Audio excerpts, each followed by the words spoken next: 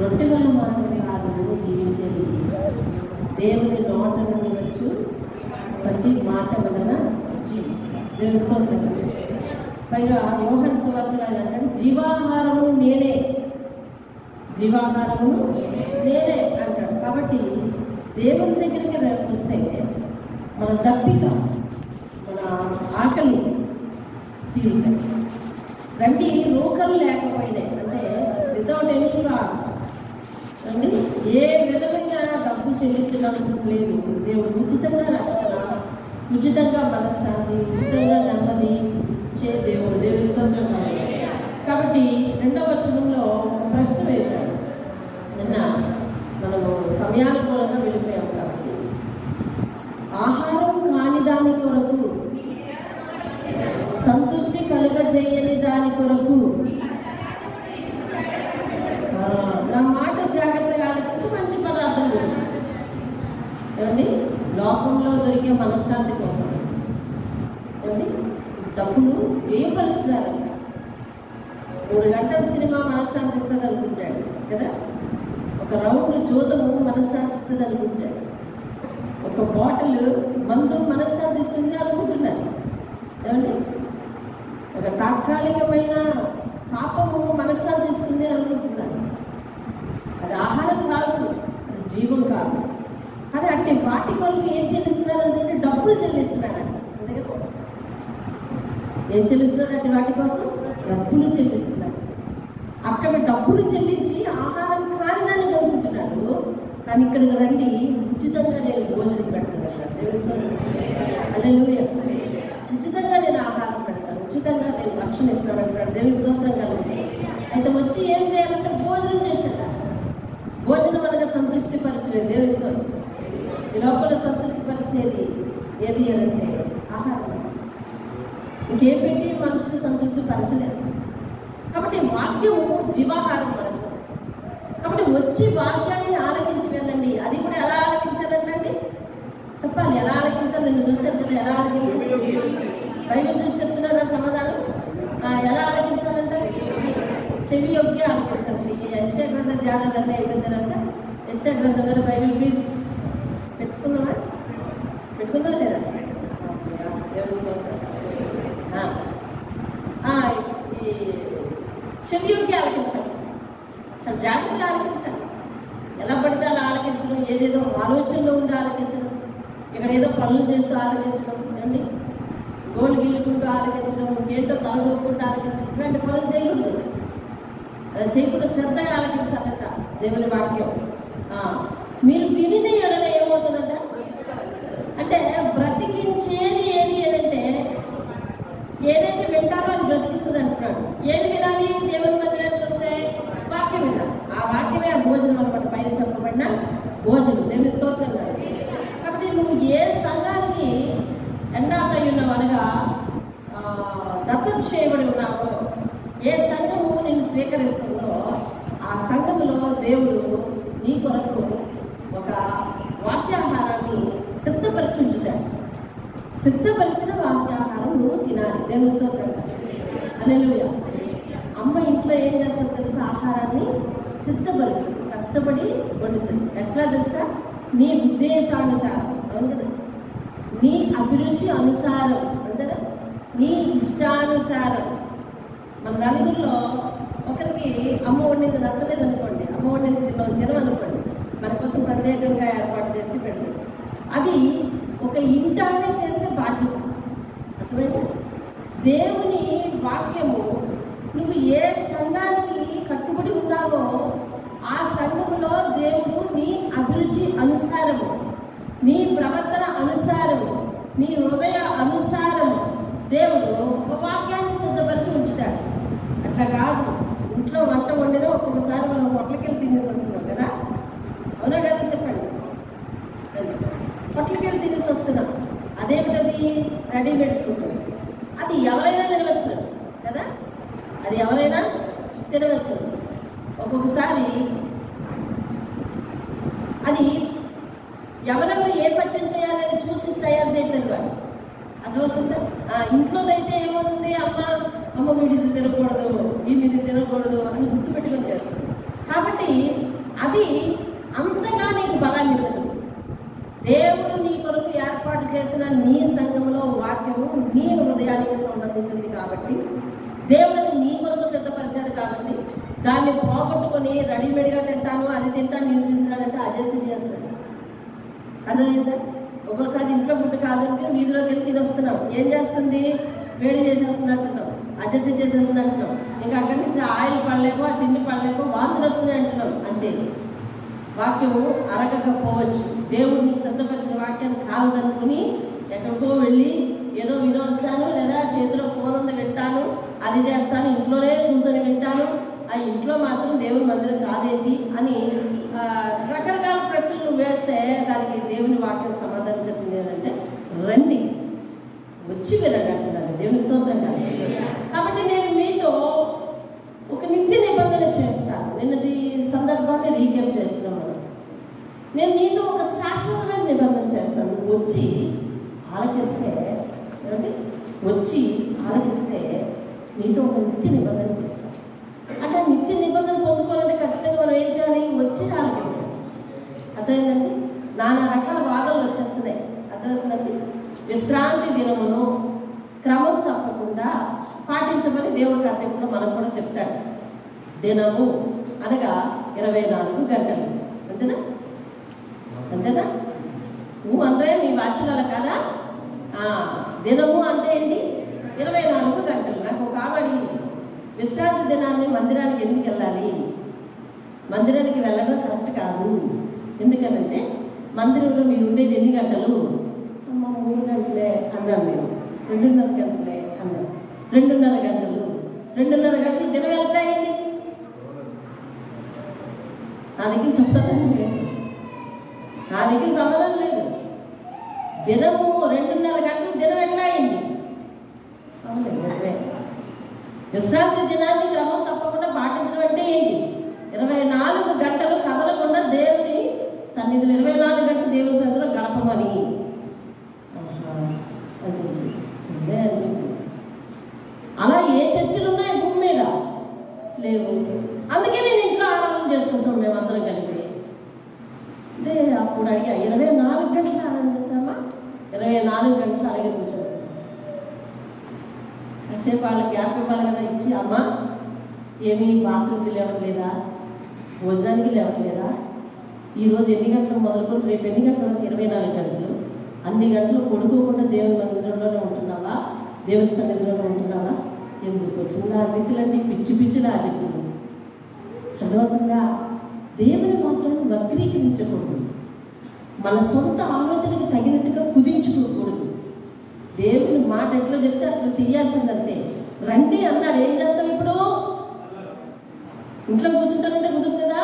నువ్వు దినం 24 గంటల 36 గంటల నాకు తెలీదు, రండి అంట ఉన్నాడు. కీర్తన గ్రంథంలో రండి నమస్కారం చేద్దామంటాడు. చూడండి, తీయండి. 96 95 చూడండి. 95 రండి యెహోవాను గురించి ఉత్సాహధ్వని చేయుదుము, మనలను సృజించిన కాదు. ఎక్కడ? 6వ వచనం కిందనండి. 6వ వచనం. రండి, ఒకటి నమస్కారము చేసి సాగిలపడదుము, మనల్ని సృజించిన యెహోవా సన్నిధి. యెహోవా సన్నిధి ఏం చేయాలండి? వచ్చి మోకరించాలండి. అది మీరు ఎప్పుడైనా వస్తే ఇదే పని చేయాలని రావాలి. దేవుని బలిపీఠానికి నమస్కారం చేయాలి. బలిపీఠానికి సుమా వచ్చిన వెంటనే సేవకులకు చేసినట్టే ఉంటుంది.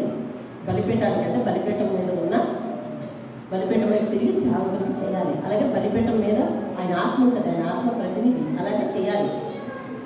సాగిలు పడాలి, మోకరించాలి, ఆ తర్వాత మాట ఆలకించాలి. దేవుని స్తోత్రం. హల్లెలూయా. కాబట్టి ఏమంటున్నాడంటే, రండి చెవియొక్కి నా యొద్దకు రండి అంటున్నాడు. దేవుని స్తోత్రంగా. హల్లెలూయా.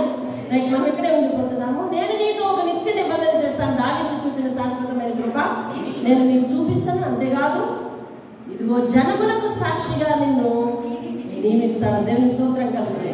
హల్లెలూయా. తర్వాత కిందకు వచ్చేసరికెల్లా, నా తలంపులు తలంపుల వంటివి కాదు, మీ త్రోవలు నా త్రోవల వంటివి కావు. ఇదే యెహోవా వాక్కు. కింద చెప్తాడు, ఆకాశంలో భూమికి పైన ఎంత ఎత్తుగా ఉన్నాయో మీ తలంపుల కంటే నా తలంపులు ఎంత ఎత్తుగా ఉన్నవి. దేవుని స్తోత్రం. హల్లెలూయా. గొర్రెల కాపరి అయిన దావీదు అనుకున్నాడు, నేను ఇంతే ఇక్కడే ఉంటాను అనుకున్నాడు. నాకు దేవుడు అప్పగించిన పని, పెద్దలు అప్పగించిన పని ఇదే చేసుకుంటాను అనుకున్నాడు. కానీ ఏమయ్యాడు? ఇశ్రాయేలు వంశానికి ఏమయ్యాడు చెప్పండి? మహారాజు అయ్యాడు. దేవుని స్తోత్రం. హల్లెలూయా. అన్న అనుకుంది, నా జీవితం ఇంతే, నేను అందరికీ ఊడిగం చేసుకొని బ్రతకటమే, కాబట్టి అందరి చేత నిందలు పట్టమే, ఎవరి చేత ఎన్నిక చేయకపోవటమే నా పరిస్థితి ఇంతే అని అనుకుంది. కానీ దేవుని ఉద్దేశం ఏంటంటే ఆమె గర్భం నుంచి పేరు ప్రతిష్టలు కన్నా ఒక ప్రవక్తను లేపుకోవటం దేవుని యొక్క తలంపై ఉంది. దేవుని స్తోత్రం కాదు. హల్లెలూయా. యాకోబు అనుకున్నాడు, ఇంటి నుంచి పారిపోయి వచ్చాక నేను ఖచ్చితంగా నా అన్న చేతిలో చచ్చిపోవలసిందే, ఎప్పటికైనా వాడు నన్ను పగబట్టి చంపేస్తాడు అని అనుకున్నాడు. కానీ దేవుడు అతనికి తోడుగా ఉండి ఇశ్రాయేలు వంశంగా అతన్ని మార్చాడు. దేవుని స్తోత్రం కలుగుతున్నాడు. హల్లెలూయా. యోసేపు అనుకున్నాడు, గోతులో పడిపోయినప్పుడు నేను ఇంతే అనుకున్నాడు. తీసి అమ్మేస్తున్నప్పుడు దాస్యపు దేశంలో ఒక దాసిగా బ్రతుకుతాను, అట్లనే జీవితాన్ని ముగిస్తానని అనుకున్నాడు. కానీ దేవుడు అతనిలో ఏం చేశాడంటే ఒక ప్రధానమంత్రిని చూశాడు. దేవుని స్తోత్రం. హల్లెలూయా. మన చూపులు వేరు. వాళ్ళ జీవితాల్లో ఆ కళలు నెరవేరడానికి, ఆ పరిస్థితులు నెరవేరడానికి, వాళ్ళ ఊహలకు విరుద్ధమైన కార్యాలు నెరవేరడానికి కొన్ని సంవత్సరాలు పట్టింది. అంటే మన జీవితంలో ఒక 10 సంవత్సరాలు, 15 సంవత్సరాలు, 17 సంవత్సరాలు, 20 సంవత్సరాలు ముందున్న సంగతిని దేవుడు ఇప్పుడు నీలో చూస్తున్నాడు. దేవుని స్తోత్రం. హల్లెలూయా. అన్ని సంవత్సరాలకు ముందున్న సంగతిని దేవుడు ఇప్పుడు నీలో చూస్తున్నాడు. ఇప్పుడు మామూలుగా కాముగా కూర్చున్నావు, ఏమండి, మామూలుగా యథావిధిగా రోజు వస్తున్నావు కాబట్టి వచ్చి కూర్చున్నావు. ఏమో నీ జీవితంలో 22 సంవత్సరాల తర్వాత సంగతిని, లేదా 15 సంవత్సరాల తర్వాత సంగతి నాకు తెలియదు. ఆ సంగతిని దేవుడు చూస్తున్నాడు. దేవుని స్తోత్రం. మీ ఎదురు నిలబడ్డ నా జీవితంలో కూడా 15 సంవత్సరాలు, 13 సంవత్సరాల వయసులో దేవుడు 16 సంవత్సరాల వయసులో నా జీవితంలో 25 సంవత్సరాల తర్వాత, 25 సంవత్సరాల తర్వాత ఏం జరగబోతుందో, నేను ఎలా ఉండబోతున్నానో చూడగలిగాడు ఆయన. అందుకని 24 గంటలు నా పక్షాన కాపుదల కాసి నన్ను రక్షించాను. హల్లెలూయా. పడిపోనివ్వలేదు, ఓడిపోనివ్వలేదు. మన ఆలోచనలు చనిపోవాలని మరణం బాట పట్టినా కూడా దేవుడు ఎక్కడ కూడా నాశనం కానివ్వలేదు. కారణం ఏమిటి అంటే భవిష్యత్తును చూడగలిగిన దేవుడు. దేవుని స్తోత్రం కలుగుతున్నా. మన ఆలోచనలు ఎలాంటివంట? నేలబారులు. మన ఆలోచనలు ఎలాంటివి? నేలబారులు. కుచించుకుపోయేవి, అంటే సంకుచితమైనవి, చిన్నవి, పొట్టివి అనొచ్చు, సంకుచితమైనవి. కానీ ఆయన ఆలోచనలు సుదీర్ఘమైన ఆలోచనలు. దేవుని స్తోత్రం కలుగు. ఆయన తలంపులు సుదీర్ఘమైన తలంపులు. దేవుని స్తోత్రం కలుగు. ఆయన అడుగు 20 సంవత్సరాల తర్వాత నేనేమై ఉంటానో ప్రభువా అని అడిగితే దేవుడు అందుకు తగ్గ ఏర్పాట్లు చేసే ఉంచుతాడు. దేవుని స్తోత్రం కలుగునుగా.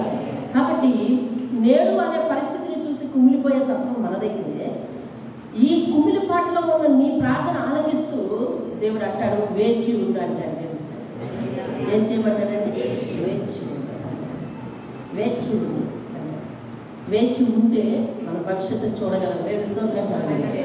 వేచి ఉంటే మనం ఏం చూడగలమండి? భవిష్యత్తు చూడగలం. ఈరోజు కంగారు పడిపోయి ఇష్టానుసారమైన నిర్ణయాలు తీసుకుని, ఏమండి, మన జీవితం ఇంతే, అయ్యో మన ఇంటి చుట్టూ అప్పులు ఉన్నాయి, మన పరిస్థితులు ఇట్లా ఉన్నాయి. మా నాన్నగారు కూడా అనుకున్నారు, 3 ఆడపిల్లలు ఉన్నారు. కాబట్టి ఎప్పుడు అనుకున్నారో తెలుసా? 14 సంవత్సరాల వయసులో అనుకున్నారు. నాకు 14 సంవత్సరాల వయసులో 3 ఆడపిల్లలు. కాబట్టి ఈ 3 ఆడపిల్లల్ని నేను మిషన్ కుట్టి రోజుకి 30 రూపాయలు సంపాదించి, 40 రూపాయలు సంపాదించి, లేకపోతే 20 రూపాయలు సంపాదించగలను. 3 నేను పోషించగలను. కాబట్టి ఒక కుమార్తెకు పెళ్లి చేసేస్తే మంచిది, ఇంకా మిగిలిన ఇద్దరు తర్వాత ఎప్పుడో అవుతుందిలే అని చెప్తే, మరి ఆయన ఆలోచన తగ్గట్టు లేకపోతే నాకు సరిగుర్తులేదు. ఈ లోపల చుట్టుపక్కల బ్రహ్మాండమైన సంబంధాలు తీసుకొచ్చేస్తే మా నాన్నగారు ఒప్పుకోకపోయారు. కాబట్టి ఇంక ఇదే దారి అనుకున్నాం. అయితే నా పరిస్థితి అనుకున్నాను, ఇంక ఇంతే నా పరిస్థితి అయిపోయింది, నేను కూడా చదువుకోకుండా అయిపోతుంది అని అనుకున్నాను. నా తలంపులు ఎట్లా ఉన్నాయి అని అంటే, అయిపోయింది నా జీవితం, ఇంకింతే అయిపోయింది నా జీవితం, ఇంకా కొద్ది రోజుల్లో ఇంకా పెళ్లి చేసేస్తాను, ఇంకింతే నా జీవితం అని నేను అనుకుంటున్నాను.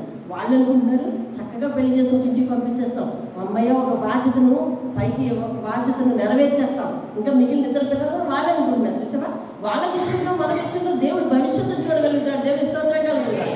హల్లెలూయా.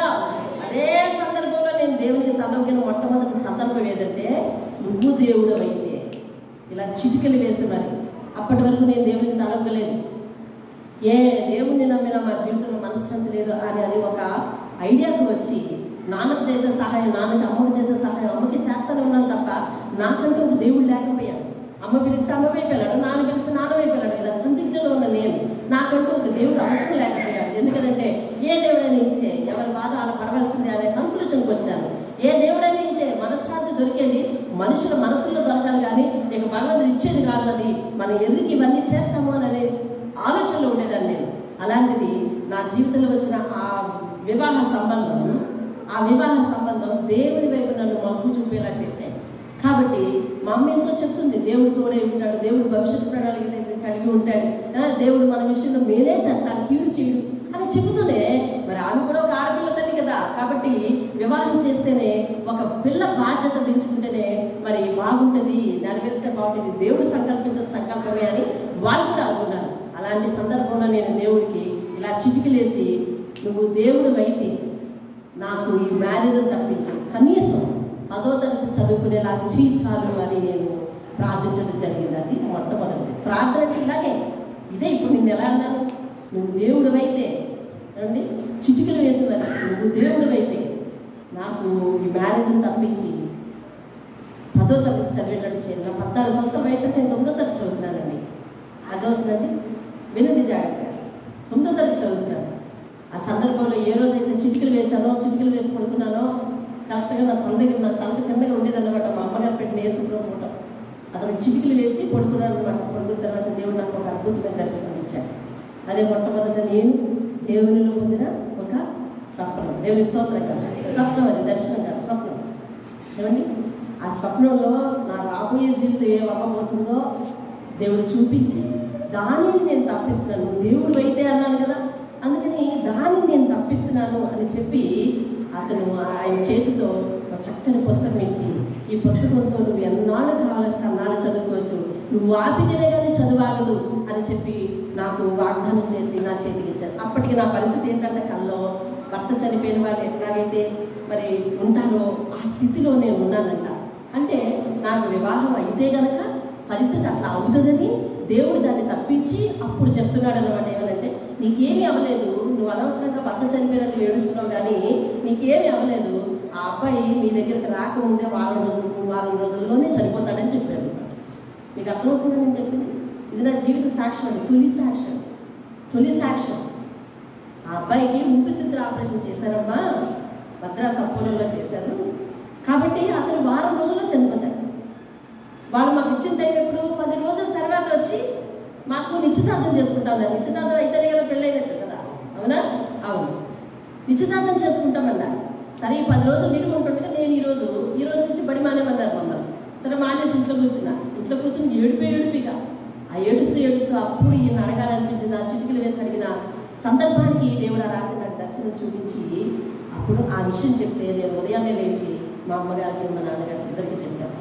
చెప్తే వాళ్ళు కాసేపు అన్నారు, మంచి కట్టుకదల్లేమన్నారు, కాసేపు అన్నారు, సరే నువ్వు ఏడిస్తే మేము కూడా చూడలేం కదా అని ఇద్దరు కలిపి సమ్మతించి ఏం చేశారంటే ఆ పెళ్ళిని క్యాన్సిల్ చేద్దామని చెప్పి వాళ్ళ ఇంటికి వెళ్ళి క్యాన్సిల్ చేసి వచ్చారు. ఏది నాకు వచ్చిన కళ మీద ఆధారపడి, అర్థమవుతుందని నాకు వచ్చిన కళ మీద ఆధారపడి. ఎందుకంటే అప్పటికి ఇవి దేవుడు నడుస్తుంది కదా, దేవుడు కళ ఇచ్చి అన్ని తెలియచేస్తాడని ఒక నమ్మకం ఉంది ఆమెకి. ఆ సందర్భంలో వాళ్ళు కూడా చాలా మాకు చీవాట్లు పెట్టారు. ఒక ఆడపిల్ల చెప్తే పెళ్లి మానేస్తారా, ఒక ఆడపిల్ల చెప్తే ప్రయత్నాలు రద్దు చేసుకుంటారా అని ఇట్లాగే ఏదో అన్నారు. కాబట్టి మరి ఆ తర్వాత ఖచ్చితంగా నాకు కళ వచ్చింది బుధవారం, ఆ అబ్బాయి చనిపోయింది వచ్చే లక్షవారం. కారణం నాకు కళలో దేవుడు చెప్పిన కారణమే. అంటే ఎవరు బయటపరిచారు, ఏం బయటపరిచాడు మనకు తెలియదు సార్. ఏ ప్రమాదాన్ని తప్పించాడు? ఒకసారి ఒక ఆడపిల్ల జీవితంలో వచ్చి నిశ్చితార్థం చేసుకుంటే ఏమైనట్టండి? ఆ తర్వాత వచ్చే నింద ఎలా వస్తుంది చెప్పరే? ఒక భయానకమైన విషయం అన్నమాట. నా జీవితంలో దేవుడు నువ్వు దేవుడు అయితే అన్నందుకు ఎలాంటి ప్రమాదాన్ని తప్పిస్తున్నానో చూపించి ఆ ఛాయలే మన మీద రాకుండా పేరు మనం మోయకుండా, ఆ నింద నేను మోయకుండా, నా కుటుంబం మోయకుండా,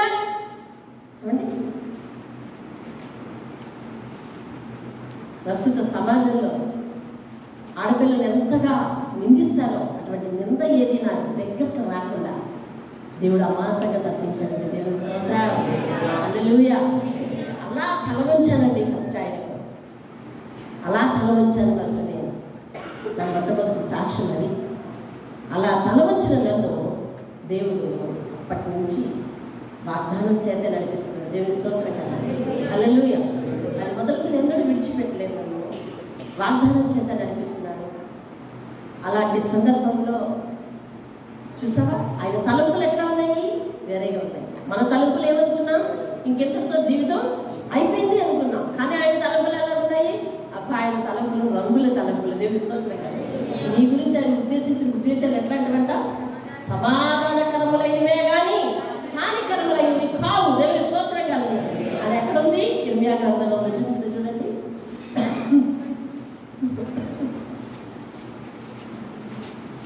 ఇర్మియా గ్రంథంలో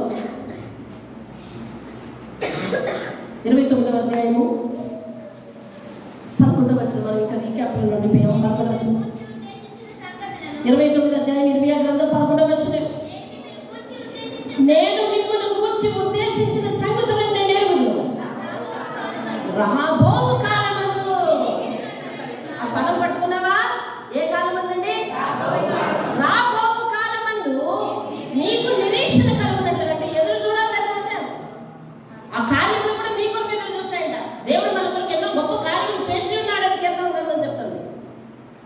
నిరీక్షణ కలిగినట్లుగా అది సమాధానకరమైన ఉద్దేశంలే కానీ, ఇప్పుడు చెప్పండి, ఆయన తలంపులు ఎలాంటివన్నీ అంట? సమాధానకరమైన తలంపులు. దేవుని స్తోత్రం. ఎలాంటి తలంపులు అయినవి? సమాధానకరమైన తలంపులు. దేవుని స్తోత్రం కలుగునుగా. అంతటితో నిన్నటి ఈ భాగము, ఈరోజు భాగం 10వ వచనం. వర్షమును హిమమును ఆకాశం నుండి వచ్చి అక్కడికి ఎలాగో తిరిగి వెళ్ళక మరలక, అర్థమవుతుందండి?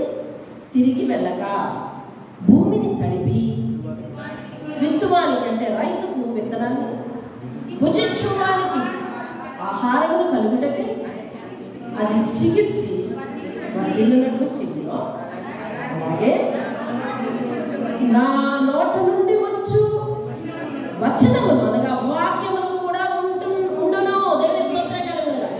దేవుని వాక్యం ఒక్కసారి బయలు వెళ్ళింది అంటే అది ఆకాశం నుండి వర్షం వచ్చి ఎలాగైతే వెనక్కి వెళ్ళదో, భూమిని తడిపి విత్తనాన్ని ఆహారం ఎలాగైతే ఇస్తుందో, దేవుని నోట నుండి వచ్చే మాట, దేవుని వాక్యం ఎవరొకరి హృదయంలో పడి వారి హృదయంలో మరి చక్కని మార్పును తీసుకొస్తుంది. దేవుని స్తోత్రం కలుగునుగా. హల్లెలూయా. కింద అంటున్నాడు చూడండి, నిష్ఫలముగా నా ఎందుకు మరలదు. ఆయన మాట్లాడిన ఏ మాట కూడా నిష్ప్రయోజనంగా వెనక్కి రాదంట, ఆయన దగ్గరికి రాదంట. ఆయన ప్రతి మాట బాణము వలె, ఆయన ప్రతి మాట అస్త్రము వలె, ప్రతి మాట ఔషధము వలె ప్రతి హృదయాన్ని తాకి క్రియ చేస్తుంది. దేవుని స్తోత్రం కలుగునుగా. ఇంకా ఏం చెప్తున్నాడు? అది నాకు అనుకూలమైన దానిని నెరవేర్చును. దేవుని స్తోత్రం కలుగునుగా. దేవుడు ఒక మనిషిని మారిస్తే ఎలా మారుతున్నాడండి? చివరికి దేవునికి అనుకూలమైన వాడిగా. అంతేనా? ఒక మనిషిని మారుస్తున్నాడంటే ఎట్లా మారుస్తున్నాడు? దేవునికి అనుకూలమైన వాడు. ఒక జీవితాన్ని మార్చాడు. నన్ను ఎట్లా మార్చాడు? ఆయనకు అనుకూలమైన వాడిగా. అంతే కదా, అంతే కదా. అంటే దేవుని వాక్కు మనుషుల హృదయాల్లోనికి వెళ్ళి అది మరలా దేవుని దగ్గరికి నిష్ప్రయోజనంగా వెళ్ళదు. ఏ హృదయంలోనికి వెళ్ళిందో ఆ జీవితము లేదా ఆ భవిష్యత్తు లేదా ఆ మనిషి దేవునికి అనుకూలమైన వాణిగా మారతాడు. దేవుని స్తోత్రం. అది వాక్యానికి ఉన్న శక్తి. లేదు అలాంటి వాక్యాలు వినబడుతున్నా మనం ఇలాగే ఉన్నాము అని అంటే బైబిల్ మనల్ని ఏమని వర్ణిస్తుందో తెలుసా? చెవి మూసుకొని చెవిటి పాము అంటే. ఏమందండి? వాక్యము మన దగ్గరకు వచ్చి పని చేయకపోతే అది అవతల వాళ్ళ పరిస్థితి. కొంతమందికి వినబట్టలేదు, సైకిల్ చేస్తారు. ఎందుకు? వినికిడి శక్తి లేదు. కాబట్టి దేవుడు వినకుండా వాళ్ళ చెవులు మూసుకుంటే, వాక్యం వినకుండా వాళ్ళ హృదయం మూసుకుంటే వాక్యం నిష్ప్రయోజనమైనది కాదు. అదేనా? అయితే హృదయము కఠినమైనది అయి ఉండాలి, లేదా హృదయము కొవ్వినది అయి ఉండాలి. ఈ పదాలన్నీ ఎక్కడవి? బైబిల్లో. నా మాటని వినక వారి హృదయం క్రొవ్వినది అంటున్నాడండి. లేదా వారు టోటల్గా చెవి మోసుకుని చెవిటి పావులైన అట్టి 3 స్థితుల్లో దేవుని వాక్యం పనిచేయదు. అట్టి 3 స్థితుల్లో దేవుని వాక్యం పనిచేయదు. లేదంటే ఆకాశం నుండి వర్షం వచ్చి వెనక్కి తిరిగి ఎలా వెళ్ళట్లేదో, భూమిని తడిపే విత్తనమును ఆహారం ఎట్లా ఇస్తుందో, దేవుని వాక్కు ఏ హృదయంలో అయితే పడుతుందో ఆ హృదయం దేవునికి అనుకూలమైన దానిగా మారుస్తున్నాడు. దేవుని స్తోత్రం. ఎన్ని జీవితాలను మారుస్తున్నాడు కదా, ఎన్ని సాక్ష్యాలు వింటున్నాం కదా, ఏమండి? ఎన్ని జీవితాలను అట్లా అనుకూలమైన దానిగా మారుస్తున్నాడు. రైట్, ముందుకు వెళ్ళడం. దేవుని స్తోత్రం కలుగునుగా. నేను పంపిన కార్యములు సఫలం చేయను. ఏంటది? ఎవరిని పంపాడు? ఎవరిని పంపాడు? నేను పంపిన ఎవరిని పంపాడు? చెప్పండి, ఎవరిని పంపాడు? నోటి మాటను, వాక్యమునండి. అంటే ఇప్పుడు చెప్పండి, వాక్యం ఎవరు పంపేది? అంటే వాక్యాన్ని ఎవరు తయారు చేసేది? అదిగో చూసినావా? వాక్యం ఎవరు సిద్ధపరిచేది? అదే అండి. అబ్సల్యూట్లీ నా విషయంలో అయితే అది కాదు. అర్థమైంది? ఆయన ఇచ్చిన వాక్యాన్ని పట్టుకొచ్చి ఇక్కడ అడుగుతూ ఉండాలి అంతే. సొంత ఎరడానికి కుదరదు. నాకు తెలవలేదు అన్నది. దేవుడు ఏది ప్రేరేపిస్తే అది తీసుకొని ఆ బైబిల్ పట్టుకొని అది పట్టుకొని కూర్చుంటే ఇంకా చెప్తాడనమాట అక్కడి నుంచి. ఇంకా అంతే. ఆ వాక్యాలే నీకు చూపిస్తున్నా. లేదా ఎక్కడుందో చెప్పు అని అంటే నేను తెల్లబోయేలాగా నాకేం తెలియదు కాబట్టి నేనేమెత్తను. ఆయన చెప్పినవే చూపించినవే చెప్తాను నీకు అంతే. అటు జోలికి పోను నేను. దేవుని స్తోత్రం కాదు. హల్లెలూయా. నేను పంపిన కార్యం, ఆ వాక్యాన్ని ఇచ్చినందుకు ఎందుకు పంపిస్తున్నాడంట? ఆయనకు ఒక కార్యం ఉంది. దేవుని వాక్యం మన హృదయాల్లోకి ఎందుకు పంపిస్తున్నాడంట? ఆయనకు ఒక కార్యం ఉంది. అనగా ఆయనకు ఒక తలంపు ఉంది. నిన్ను ఏ విధంగా వాడుకోవాలనుకుంటున్నాడో, ఏ విధమైన సాక్ష్యం చెప్పించాలనుకుంటున్నాడో, ఏ విధమైన మార్పు తేవాలనుకుంటున్నాడో, ఏ విధంగా ఫలింపు చేయాలనుకుంటున్నాడో, ఏ విధంగా ఆ వాక్యం నీ హృదయంలోకి వెళ్ళి సఫలత చేయాలని ఆయన ఉద్దేశం ఉందో, ఆయన తలంపు ఉందో దాన్ని నెరవేరుస్తుంది. నేను పంపిన కార్యం. దేవుని స్తోత్రం కాదు అంటే నువ్వు వినే ప్రతి వాక్యం వెనుక దేవుని ఉద్దేశం ఉందన్నమాట. దేవుని స్తోత్రం చెప్పండి. హల్లెలూయా, హల్లెలూయా. నాకైతే భయం కలుగుతుంది ఈ వాక్యాన్ని. అందుకే నేను ఏమన్నాను తెలుసా? దేవుని వాక్యములు, ప్రమాణ వాక్యములు జాగ్రత్తగా బోధించకపోతే నీకు విలువ కలుగుతున్నాడు. అందుకనే ఆయన ఉద్దేశాల చొప్పునే బోధించాలి. అదేనండి. అంటే దేవుని వాక్యం సంఘంలో బయలు వెళుతుంది అంటే దాని వెనుక దేవుని యొక్క ఉద్దేశం, సంకల్పం ఉందన్నమాట. దాని వెనుక దేవుని ఉద్దేశం, సంకల్పం. దానికి తగినట్టుగా నువ్వు ఓల్డ్ కాలేదనుకో, దానికి తగినట్టుగా నువ్వు కలగలేకపోయావనుకో, దానికి తగినట్టుగా నువ్వు లోబడలేకపోయావనుకో, వాక్యం నిష్ప్రయోజనం కాదు. వాక్యం నిష్ప్రయోజనం కాదు. ఇందాక చెప్పిన 3 కేసులు అయి ఉండాలి. దేవుని స్తోత్రం కాదు. మర్చిపోయాను ఈరోజు అనౌన్స్ చేయడం. జీవిత దినములన్నీ నేను యెహోవా మందిరములో నివాసం చేసేదను. హిజ్కియా ఏమన్నాడు తెలుసా? నేను వాయిద్యములు కూడా వాయిస్తాను, సంగీత వాయిద్యం కూడా వాయిస్తాను. అలాగా నేటికి 31+6 ఆదివారాలు 37 దినముల నుంచి ఏకదాటిగా మందిరానికి రావట అలవాటు పడిన మీరు మీ జీవితాంతం మీకు అలవాటు చేసుకోండి. దేవుడు చక్కని మందిరాన్ని ఇచ్చాడు. ఎందుకంటే నేను ఏ సమయంలో అయితే ఆ సమయంలో నీకు కలుసుకునే అవకాశం ఇవ్వడానికి. దేవుని స్తోత్రం కలుగుతుంది. ప్రతి సంఘం కూడా ఒక ఇంట్లోనే పుడుతుంది తెలుసా? ఆది సంఘాలు ఎక్కడ పుట్టాయి చెప్పాలి? ఇళ్ళల్లో పుట్టాయి, గృహాల్లో పుట్టాయి, మేడ గదుల్లో మేడ మీద పుట్టాయి. మన సంఘం ఇంట్లో పుట్టింది, మేడ మీద పెరిగింది. హల్లెలూయా. కాబట్టి ఆ తర్వాత దేవుడు తనకు ఒక సన్నిధిని ఏర్పాటు చేస్తున్నాడు. ఎందుకు తెలుసా? నువ్వు ఏ సమయం గుర్తొస్తే తండ్రి ఆ సమయం వచ్చి కలుసుకోవాలి. ఇప్పుడు చెప్తా ఉన్నాడు, ఆయన మందిరం ఇచ్చిన తర్వాత 40 రోజుల వర్తమాన పరిచర్యలు ఇదే మొదటిసారి. కాబట్టి ఇప్పుడు చెప్తున్నాడు అమ్మ. గత సంవత్సరం ఎందుకు చెప్పలేదు? నీకు అక్కడ సౌకర్యం లేదు, నీ తల మీద నీడలేదు.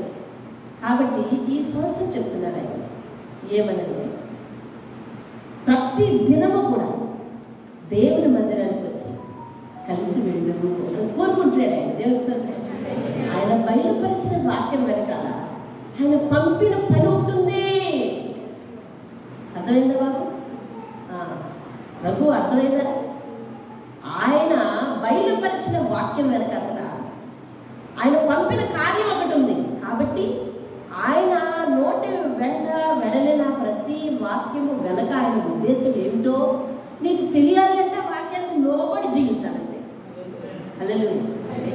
ఈ సంవత్సరం ఈ 40 దినముల వర్తమానాల్లో పాల్గొన్న వారే కాక సంఘంలోని వారు కూడా మిమ్మల్ని చూసి ఎంతోమందో లేకపోతే అందరూ కొందరు ఏమో ఆ మాటను అంగీకరించి ప్రతి దినము మీకు వీలైన సందర్భంలో మీ జీవితాంతము కూడా ఇది తుద వరకు నిలిచి నిత్య నిర్ణయం అన్నట్టు దేవుని సన్నిధికి వచ్చి ఆయన బలిపీఠం దగ్గర మోకరించి ఆయన పలకరించి ఆయన ఆశీర్వాదం తీసుకుని వెళ్ళిపోండి. దేవుని స్తోత్రం. హల్లెలూయా. ఆయన కనుదృష్టి స్థలం మీద ఉంటుంది అని దేవుడు వాగ్దానం చేశాడు. ఆయన పాదాలు ఇక్కడ ఉంటాయని దేవుడు వాగ్దానం చేశాడు. ఆయన దీవించే హస్తాలు ఇక్కడ ఉంటాయని ఆయన వాగ్దానం చేశాడు. దేవుని స్తోత్రం కదా. అది ఈ రోజు నేను గుర్తు చేయలేదు కాబట్టి దేవుడు ఈ సందర్భంగా గుర్తు చేశాడు. దేవుని స్తోత్రం కదా. మీరు సంతోషంగా బయలు వెళ్ళదురు. చూసావా? ఆయన పంపిన కార్యము ఇప్పుడే కదా దేవుడు మాట్లాడాడు. ఆయన చెప్పే ప్రతి మాట నెరవేరిస్తే, వాక్యానికి లోబడితే ఏంటంట మనం ఎట్లా వెళ్తామంటండి? చెప్పరే, సంతోషంగా వెళ్తారు. ఎవరు వెళ్తారు? వచ్చిన వారే కదా వెళ్తారు. ఇప్పుడు చెప్పండి, దేవుని సన్నిధి తప్పనిసరిగా రావాలా, ఇంట్లో చేసుకోవాలా? వచ్చిన వారే కదా వెళ్తారు. అర్థమైందా? ఆయన వాక్యాన్ని ఉన్నట్టు నేర్చుకోకుండా ఎందుకు వచ్చినా తెలివితేటలు కదా. మనం ఉన్నట్టే విందాం. దేవుని స్తోత్రం. ఆయన ఎలా చెప్తే అలాగే విందాం. వ్యక్తిగత సిద్ధాంతాలు ఇచ్చుకోకుండా ఎలా ఉందో అలా విందాం. ఆయన అంటున్నాడు కదా, నేను పంపిన కార్యం నెరవేరుస్తుంది, అప్పుడు మీరు సంతోషంగా బయలుదేరుతారు. దేవుని స్తోత్రం కదా. హల్లెలూయా. కాబట్టి దేవుడు చెప్పిన ఆజ్ఞ, జీవిత దినములన్నీ దేవుని మందిరంలో నివాసం చేయడం ఆజ్ఞ ఎవరైతే పట్టుకొని దాని ప్రకారం విని ఆయన కార్యం ఏదో మీ జీవితంలో నెరవేర్చాలని ఆయన ఉంది. ఆ ఉద్దేశం ఏమిటో మీ వ్యక్తిగతంగా దేవుడిని కలుసుకోవడానికి వచ్చినప్పుడు అది మీకు ఆయనకి తెలియాలి. దేవుని స్తోత్రం కలిగి. నేను ఒక మనిషిని నన్ను పక్కన విడిచిపెట్టండి, అదేం కార్యం అమ్మా అని అడిగితే నేనేం చెప్పలేను. అర్థమైందండి? అది ఆయన చెప్పమని కబురు మీకు చేరవేయట కొరికే నా పని. అర్థమైందండి? దానికి తగ్గట్టు నేనేం చేసుకోవాలో, నేను ఎలా సర్దిద్దుకోవాలో, నా కుటుంబం ఎలా సర్దిద్దుకోవాలో నేను చేయాల్సిన పని, వ్యక్తిగతంగా నువ్వు చేయాల్సిన పని. దేవుని పంపిన కార్యం ఏదో ఉందంట ఆ ఆజ్ఞలో. దేవుని స్తోత్రం కలుగు. అప్పుడు అట్లా దాని ప్రకారం చేస్తే నువ్వు సంతోషంగా బయలుదేరుతావు. దేవుని స్తోత్రం. హల్లెలూయా. వింటున్నావా? ప్రతి వ్యక్తి జీవితంలో కొందరి జీవితాల్లో ఎటు పరిష్కారం దొరకని సందర్భాలు ఉంటాయి. విన్నావా? ఎటు పరిష్కారం దొరకని సమస్యలు ఉంటాయి. ఏమో ఈ సంవత్సరం దేవుడు ఆ ఆజ్ఞ ప్రకారం ఎవరైతే జీవిస్తారో వారి జీవితాల్లో వాటికి ఒక చిక్కుముడి విప్పుతాడేమో. విన్నావా? వింటున్నావా? నువ్వే వింటున్నావా? ఎవ్వరూ విప్పలేనటువంటి చిక్కుముళ్ళు ఉంటాయి. అదండి, కొన్ని బంధకాలు, కొన్ని కష్టాలు, ఏమండి ఎనప గొలుసులు లాంటి వ్యాధులు, అవి ఎవరు తెంచలేరు. అటువంటివి ఏమైనా దేవుడు తెంపాలని ఉద్దేశిస్తున్నాడేమో. ప్రతి దినము ఆయన సన్నిధికి వచ్చి మోకరించి వెళ్ళు, ఖచ్చితంగా దేవుడు విడుదలిస్తాడు. తెలుస్తాడు. హల్లెలూయా. రైట్. కాబట్టి ఏమంటున్నాడంటే ఇప్పుడు మళ్ళీ పిలుస్తున్నాడు చూడండి. 56వ అధ్యాయంలో వెళ్ళిపోదాం. 56వ అధ్యాయానికి వెళ్ళిపోదాం. 2వ వచనం. యెహోవా ఇలాగ సెలవిచ్చుచున్నాడు. 56వ వచనము మొదటి వచనం, యెహోవా ఇలాగ సెలవిచ్చుచున్నాడు, నా రక్షణ వచ్చుటకు సిద్ధముగా ఉంది. దేవుని స్తోత్రం. నేను రక్షణ ఇవ్వడానికి సిద్ధంగా ఉన్నాను అంటున్నాడు. 2వ వచనం చదువు. నేను నియమించిన విశ్రాంతి దినమును ఆగుగో. ఏం చేయకూడదంటండి? ఏం చేయకూడదు? అపవిత్ర పరచడం అంటే ఏంటి? ఏదైనా చెత్త తీసుకొచ్చి మందిరం లేవా? దాన్ని కాలదన్నడమే అపవిత్రపరచడం. దాన్ని కాలదన్నడమే అపవిత్రపరచడం. అయితే ఏం చేయక్కర్లేదు. అదేంటండి? దాన్ని కాలదన్నడమే అపవిత్రపరచడం. మరొక విషయం చెప్తున్నాను. ఈ సందర్భంగా పరిశుద్ధాత్మను జ్ఞాపకం చేయవలసింది నేను చెప్పాలి. ఇక ఇంతకు మించి ఆమె సొంత ఉద్దేశం నువ్వు అనుకుంటే నీకు ఒక 100 స్తోత్రాలు ఆయన వేస్తున్నాను. వినండి, జాగ్రత్తగా వినండి.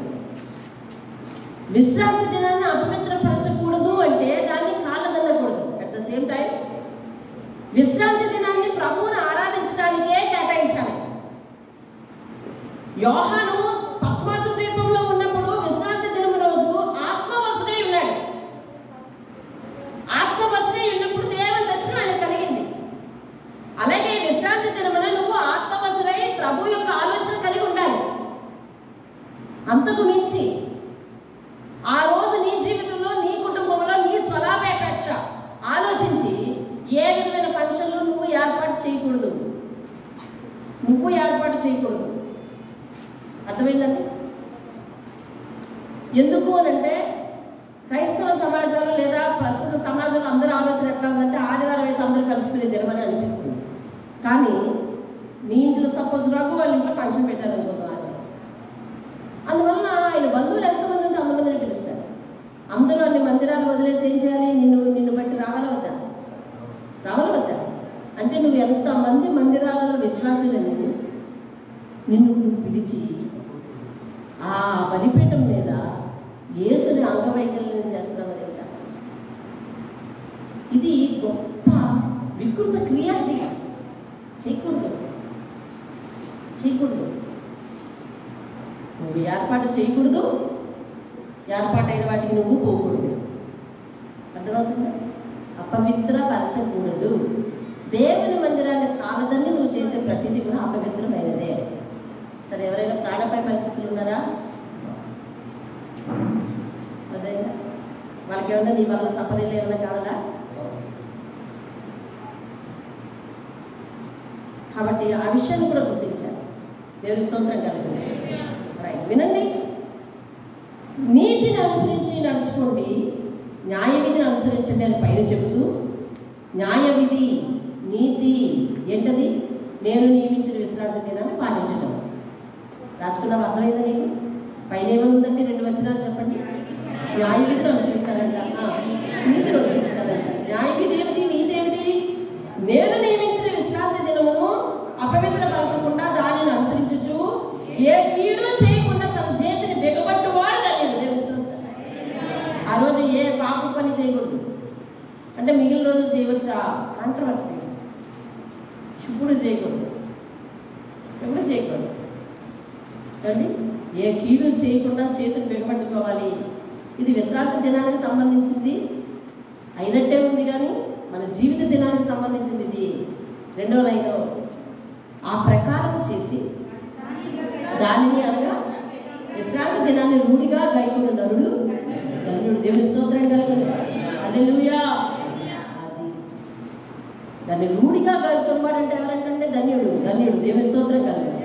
6వ వచనం, విశ్రాంతి దినమును అపవిత్రపరచకుండా ఆచరించుచు నా నిబంధనను ఆధారం చేసుకొనుచు యెహోవాకు దాసులై యెహోవా నామమును ప్రేమించుచు ఆయనకు పరిచర్య చేయవలెనని ఆయన పక్షమున చేరిన అన్యులను. అంటే ఏంటి? విశ్రాంతి దినంలోకి వచ్చారు, ఇంకేం చేశారండి? దాన్ని అపవిత్రపరచకుండా ఆచరించారు. ఆయన నిబంధనను ఆధారం చేసుకుని, ఆయన వాగ్దానాన్ని ఆధారం చేసుకుని యెహోవాకు దాసులై ఆయన నామాన్ని ప్రేమించి పరిచర్యలో కూడా పాల్గొంటున్నారు. వీరు అన్యులను రాస్తున్నాడు చివరిలో. అంటే వీరెవరు? కొత్తగా దేవుని అంగీకరించి మందిరంలోకి వచ్చారు. అంటే వీరికి ఏం లేదు తెలుసా? బాప్టిజం లేదు ఇంకా. అర్థమవుతుందని బాప్టిజం లేదు ఇంకా. ఆదివారం తప్పనిసరిగా వెళ్ళాలంటే బాబు అనుకుని వచ్చారు, ఆయన నామాన్ని ప్రేమించి, ఆయన వాగ్దానాన్ని ప్రేమించి ఆయన పరిచయం చేస్తున్నారు. అటువంటి అన్యులను నా పరిశుద్ధ పర్వతానికి తోడుకుని వచ్చేదను.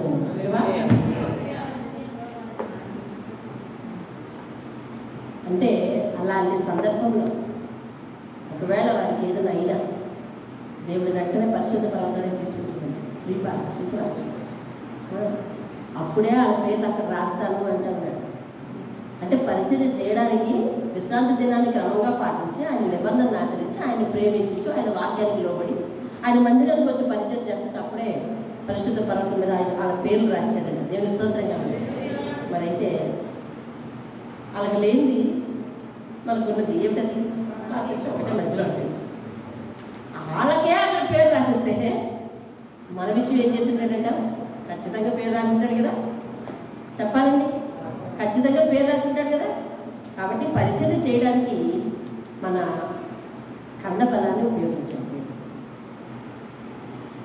మనం ఉపయోగించాలి.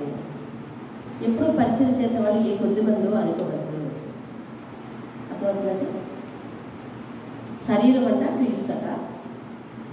శరీరంలో ప్రతి అవయవానికి ఒక పని ఎలాగైతే ఉందా, ఒక పని ఎలాగైతే ఉందో, గోరు పెరిగితే తీసేస్తున్నాం కదా, అసలు గోరు పని ఏమైనా ఉందా లేదా? ఉంది.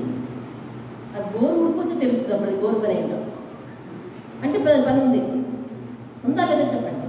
ఇవేది స్టాండర్డ్గా నిలబడడానికి అదే, అవునా? అదొక మెత్తటి దెబ్బ. దానికి ఏది కూడా గుచ్చుకోకుండా ఏదైనా పట్టుకుంటే పటిష్టంగా పనిచేయాల్సింది ఎక్కడి నుంచి వస్తుందంటే గోరు నుంచి వస్తుంది బలవంతా. అంటే అది ఎదిగితే తీసేస్తున్నాం, గుచ్చుకుంటుంది కాబట్టి. అంతవరకు అది నిరుపయోగమైందా? శరీరంలో ప్రతి అవయవానికి దాని పని ఎలాగున్నదో, సంఘంలో 1000 మంది ఉన్నా 1,00,000 మంది ఉన్నా వారి పని ఉంది అని నేను చెప్పట్లా. కొరింథీయులకు రాసిన పత్రిక 1వ అధ్యాయం చెప్తుంది. మీరు తీయక్కర్లేదండి, అన్నీ తీస్తే టైం అయిపోతుంది, ఇప్పటికే అయిపోతుంది. 12వ అధ్యాయం చెప్తుంది. 12వ అధ్యాయం మీరు రాలేదు, 12వ అధ్యాయం 12వ అధ్యాయం చెప్తుంది. శరీరంలో ప్రతి అవయవము కూడా ఎలాగ నిరుపయోగమైనది కాదో, ప్రతి అవయవానికి దాని పని ఎలాగైతే ఉందో, అలాగా సంఘంలో ఉన్న ప్రతి వ్యక్తికి కూడా, ప్రతి ఆత్మకు కూడా తాను చేయాలనుకుంటే పని ఉంది. ఏ ఒక్కరు కూడా నా పనికి పని చేయరు అని లేదు. అర్థమవుతుందండి? సంఘము 1,00,000 మంది ఉంటే యేసుక్రీస్తుకు అన్ని అవయవాలు లాంటి వాళ్ళు. ఏ ఒక్కరు ఆదివారం లేకపోయినా యేసుక్రీస్తు అంగవైకల్యుడిగా ఇక్కడ నిలబడాలి. అది ఒకటి. ఏ వ్యక్తిని కూడా తీసి పారేయడానికి లేదు, ప్రతి వ్యక్తికి వారి పని ఉంది. మరి అన్ని పనులు మనకుంది, దేవుని పని ఏంటో వెతుక్కోకుండా, పరిచర్య అంటే మక్కువ లేకుండా, ఎప్పుడు కూడా అన్ని సిద్ధపరిచిన తర్వాతే మనం వచ్చి అందరికంటే ముందు వెళ్ళిపోతామని అనుకుంటే మరి నీ పని ఎలాగా? నువ్వు దేవుడికి ఉపయోగపడేది ఎలాగా? అఫ్కోర్స్ నువ్వు వెళ్ళిపోయిన తర్వాత దేవుడు తన పరివారాన్ని నిర్మించుకొని చేసించుకుంటాడు. అది దేవుని వాక్యంని చదవండి, వాక్యానికి లోబడండి. ఇప్పుడు ఎందుకు ఆ సందర్భం దేవుడు జ్ఞాపకం చేశాడు? ఆయనను ప్రేమించి విశ్రాంతి దినాన్ని ఆచరించి ఆయన నిబంధనను గైకొనుచు ఆయన మందిరంలో చేరే అన్యులను పరిశుద్ధ పర్వతానికి ఆయన తోడుకుని వస్తాడండి. దేవుని స్తోత్రం. అట్లయితే నీకు నాకు ఎంత పెద్ద పేట ఉందో కదా, అది ఆలోచించాలి. తర్వాత చూడండి 7వ వచనం, నా ప్రార్థన మందిరంలో. ఏ మందిరంలోనండి? ఏ మందిరంలో? ఆయన ప్రార్థన మందిరం నీళ్లు నైలు ఎట్లా ఉంది? ఆయన ఎక్కడుంటే అక్కడ సన్నిధి అవుతుంది. అర్థమవుతుందా? ప్రార్థన మందిరంలో వారిని, ఎవరిని? అలా చేరిన అన్యులనే. అంటే మన గురించి చెప్పలేదని మనం బాధపడకూడదు కాదు. వీళ్ళకే ఎంత ప్రతిఫలం ఉంటే నీకెంత ప్రతిఫలం ఉందో ఆలోచించుకోవాలి. మరి దేవునికి స్తోత్రం. అర్థమైందండి? నా గురించి రాయలేదండి, వెనకాల చేరిన అన్యుడి గురించి రాయించాడు దేవుడు అనుకోవద్దు. అర్థమవుతుందా? నీకు అలా అర్థమవుతుందా? అలా అర్థమవడానికి వీల్లేదు. నా గురించి రాయించలేదండి, వెనకాల చేరిన అన్యుడి గురించి రాయించినాడు, ఆ అన్యుడికే అంత ప్రతిఫలం ఉంటే నీకెంత ప్రతిఫలం ఉంటుందో ఆలోచించుకోవాలి. నా ప్రార్థన మందిరంలో వారిని ఆనందింపచేసేదను, నా బలిపీఠం మీద వారు అర్పించే దహన బలులను బలులను నాకు అంగీకారములను, నా మందిరము సమస్త జనులకు ప్రార్థన మందిరం అనబడను. హల్లెలూయా, హల్లెలూయా. సమస్త జనులకు ఏ మందిరం అంటే ప్రార్థన మందిరం. ప్రార్థన మందిరంలో నిత్యం ఏం జరుగుతుండాలా చెప్పాలి, ఏం జరుగుతుండాలా ప్రార్థన. అందుకని మేము సేవకులు ఫోటో ఒకటి ఏర్పాటు చేసి రోజుకు ఒకరు ప్రార్థన చేయాలి అని నియమించాం. రోజు ఒకరు వచ్చి ఇక్కడ ప్రార్థన ధూపం వేయాలి అని నియమించాం. అది కొనసాగుతుందో కొనసాగించిన వారికి కొనసాగించినంత, ఆపేస్తే ఆపేసినంత. వారి వారి టైం టేబుల్ వచ్చినప్పుడు ఖచ్చితంగా వాళ్ళు గుర్తు తెలుసుకుని వచ్చి ప్రార్థన చేస్తారు. కానీ కొంతమంది ఆ టైం టేబుల్ ప్రకారం రాలేకపోతున్నారు వారి వారి పనులు. ఏదైనా ఏదో ఒక సమయంలో వచ్చి ప్రార్థన చేయొచ్చు. అయితే ఇప్పుడు దేవుడు ఈ 40 దినాల్లో మనకు నేర్పించిన విధానం బట్టి మీలో చాలామంది ప్రతిరోజు దేవుడి మందిరానికి వచ్చి ధూపం వేసేవాళ్ళు లేస్తున్నారని నేను విశ్వసిస్తున్నాను. దేవుని స్తోత్రం కదా. రైట్, ఏదేమైనా చూడండి, మనం ముందుకు వెళ్ళిపోతాం. 57వ అధ్యాయం. నీతిమంతులు నశించుట చూచి ఎవ్వరూ దానిని మనసును పెట్టరు, భక్తులైన వారు కొనుక్కోబడుచున్నారు, కీడు చూడకుండా నీతిమంతులు కొనుక్కోబడుచున్నారు అని ఎవ్వరికి నీతో వచ్చదు. దేవుని స్తోత్రం కావాలి. ఈ కడవరి దినాల్లో కానీ లేకపోతే ఎవరైనా చనిపోతే దేవుని అంగీకరించి ఆయన మాట ప్రకారం జీవించి అన్ని విషయాల్లో సత్ప్రవర్తన కలిగి సద్గుణాలు కలిగి ఏమండి ఎవరైనా అటువంటి వారు పోతే, ఇటీవల మనం ఒక వ్యక్తిని పోగొట్టుకున్నాం. ఎవరైనా ప్రవీణ్ అండి, అతను అప్పటి వరకు ఎవరికి తెలియదు, అసలు నా మాకు తెలియదు, ఎవరికి తెలియదు. ఆయన గురించి విని మీదట చాలా దేవునికి ఉపయోగపడే పాత్ర. సరే, ఎందుకు చచ్చిపోవాలి అంటాం. సరే, ఆయన అయితే మాత్రం మరి నేను ఒక పేరు పెట్టాను, దానికి గుర్తుందా? ఏం పేరు? నవయుగ స్టెఫెన్ ఏమయ్యాడు? యవ్వన వయసులో హతసాక్షి అయ్యాడు. అలాగా ఆయన హతసాక్షి అయ్యాడు. సరే వినండి, అలాంటి వాళ్ళు ఎవరైనా చనిపోతే ఎందుకు చనిపోవాలి అంటూ ఉంటాడు. కానీ దేవుని వాక్యం ఏం చెప్తుంది? నీతిమంతులు ఎవరైనా, భక్తులైన వారు ఎవరైనా తీసుకుని వెళ్ళిపోతే గనక, తీసుకొని పోబడితే గనక, వాళ్ళు ఏం చూడకుండా తీసుకుని పోబడుతున్నారంటే కీడు చూడకుండా. దేవుని స్తోత్రం. ఏం చూడకుండా వెళ్ళిపోతున్నారంటే కీడు చూడకుండా. దేవుని స్తోత్రంగా. అయితే వాళ్ళని సద్గుణాలు ఉండి ముందు చనిపోతే వాళ్ళు పాపం చేసినట్టు ఉండిపోయిన మనం పుణ్యాత్తులు కాదు. అర్థమవుతుందండి. ఇక్కడ వాళ్ళు ఏమంటాడు దేవుడు? నీతిమంతులు అంటున్నారు. దేవుని స్తోత్రంగా. కీడు చూడకుండా నీతిమంతులు కొనుక్కోబడుతున్నారు అని ఎవరు అనుకోవటం లేదు అంటా ఉన్నాడు. దేవుని స్తోత్రం కలుగుతుంది. హల్లెలూయా. వారు విశ్రాంతితో ప్రవేశించుచున్నారు, తమకు సూటిగా ఉన్న మార్గమున నడిచారు. వాళ్ళు తమ పడకల మీద పరుండి ఇప్పుడు విశ్రమించుచున్నారు. దేవుని స్తోత్రం కలుగుతున్నారు. కాబట్టి అది ఎందుకు జరిగింది, అలా ఎందుకు జరిగింది, ఇలా ఎందుకు జరిగింది అని మనం ఎగతాళి చేయడానికి వీల్లేదు. 4వ వచనం అంటున్నాడు చూడండి, మీరు ఎవరిని ఎగతాళి చేస్తారు? ఎవరిని చూసి నోరు తెలిసి నాలుగు చేస్తున్నారు? మీరు తిరుగుబాటు చేయవాళ్ళు అబద్ధికులు కారా?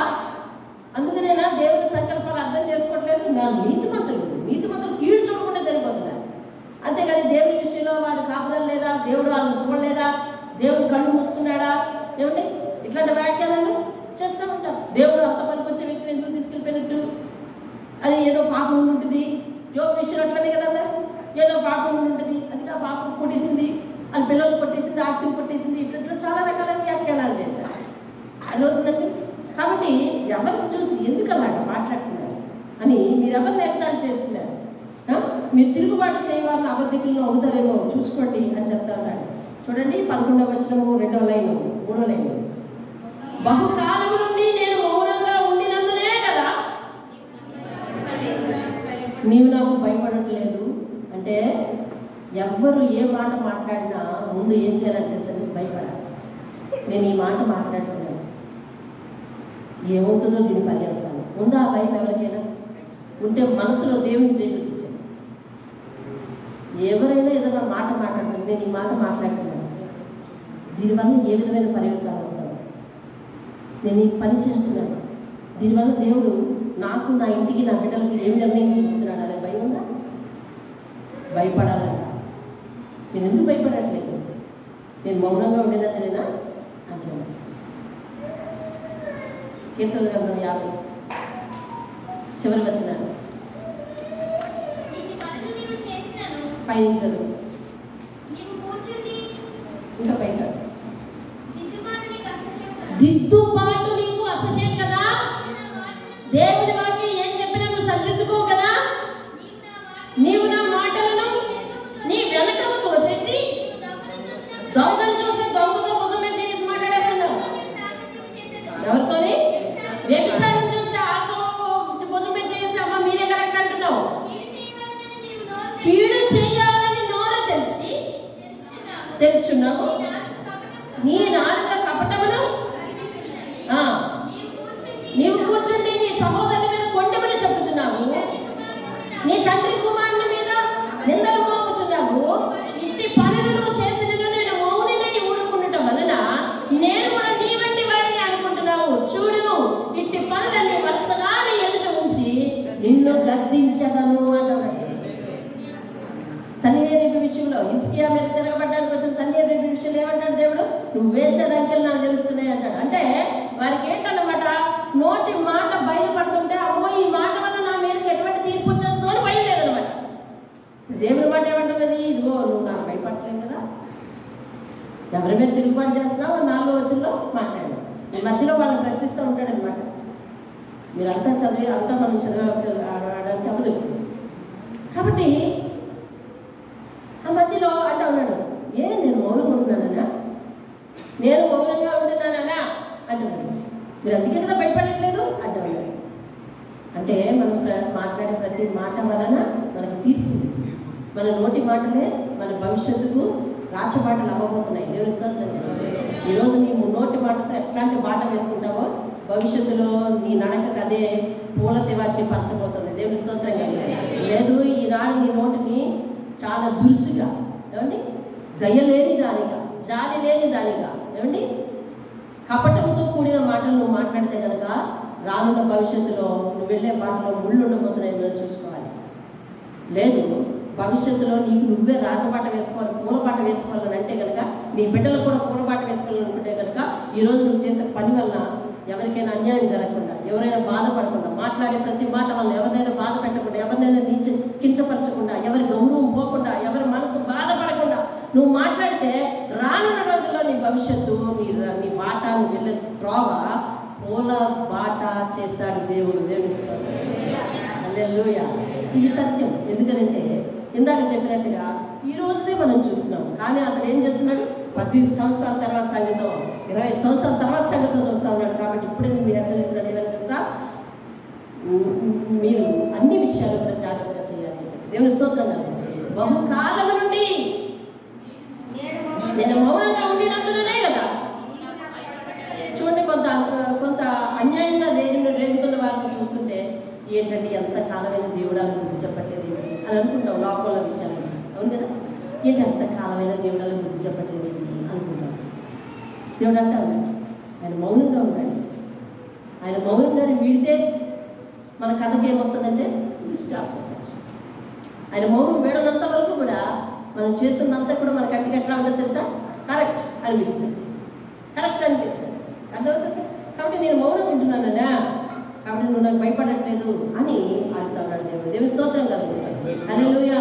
12వ వచనం చూడండి. నీ నీతి ఎంతో నేను తెలియజేస్తాను భవిష్యత్తులో. అర్థమైందండి? నీ నీతి ఎంతో తెలియజేస్తాను. నువ్వు భయపడట్లేదు అసలు. నీ నీతి ఏమిటో నేను భవిష్యత్తులో తెలియజేస్తానంట. తెలియజేసేదను అంటే ఫ్యూచర్ టెన్స్ కదా. నేను తెలియజేస్తాను. నీ క్రియలు నీకు నిష్ప్రయోజనులగను. నువ్వు ఏదైతే చేస్తున్నావో ఆ పనులు ఇందాక 50వ అధ్యాయంలో చదివినట్టుగా ఏదైతే చేస్తున్నావో అవన్నీ కూడా వినాలి. అవన్నీ కూడా నీకు నిష్ప్రయోజనం అయిపోతాయి అని చెప్తా ఉన్నాడు. అయితే 13వ వచనము 4వ లైన్ చూడండి. నన్ను నమ్ముకుని వారు దేశమును స్వతంత్రించుకుందరు, నా పరిశుద్ధ పర్వతం అనగా ఏమిటది? మన లోకం. దేవుని స్తోత్రంగా నన్ను నమ్ముకుని వారు దేన్ని స్వాధీనపరచుకుంటారని దేవుడు చెప్తున్నాడు. దేన్ని స్వాధీనపరచుకుంటారని దేవుడు చెప్తున్నాడు? పరలోకంలో. నన్ను నమ్ముకుని వారు దేవుని స్తోత్రంగా ఆయన సత్యము, ఆయన నీతి, ఆయనను అనుసరించే వారికి పరలోక ద్వారాలు తెరవబడి ఉన్నాయని 26వ అధ్యాయం 2వ వచనం చెప్తుంది కదా. 48వ అధ్యాయం ఏమని పిలుస్తుంది? నీతిని సత్యమును అనుసరింపని వారలాగా అని పిలుస్తుంది. నీతిని సత్యాన్ని ఆచరించడం అంటే యేసుని ఆచరించడం అనగా ఆయన నమ్ముకోవటం. నన్ను నమ్ముకుని వారు దేశంలో స్వాతంత్రించుకుంటారు. పరిశుద్ధ పట్టణానికి వారు ఏమవుతారంటండి? స్వాధీనపరచుకుంటారు. దేవుని స్తోత్రం కలుగుతారు. ఎందుకు అలాగా? వారికి దేవుడు పరలోక పట్టణ ప్రవేశం ఎందుకు ఇస్తున్నాడు అని అంటే 15వ వచనం, ఆయన నమ్ముకున్న వారు ఎట్లా ఉంటారు? మహాగణులను, మహోన్నతులను, పరిశుద్ధులను, నిత్య నివాసి అయిన వాడు ఇలాగ సెలవిచ్చుచున్నాడు, నేను మహోన్నతమైన పరిశుద్ధ స్థలంలో నివసించవాడను. అయినను ఎవరి దగ్గర? ఎవరి దగ్గర?